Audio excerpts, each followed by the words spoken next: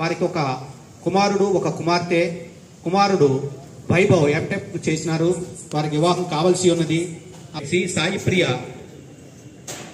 1986లో సంపత్ కుమార్ గారు process server గా ఈ యొక్క ఈసీ కోర్టు అనంతపురంలో ఉద్యోగాన్ని పొందినారు.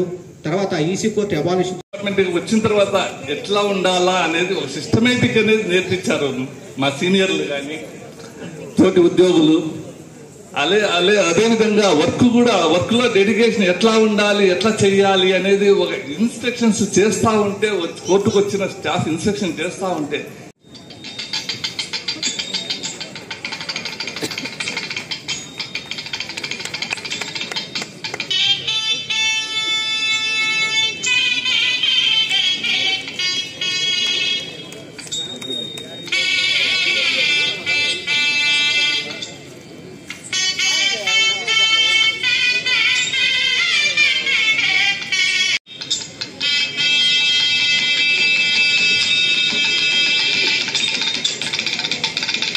ఈ డిపార్ట్మెంట్లో వర్క్ చేశాను.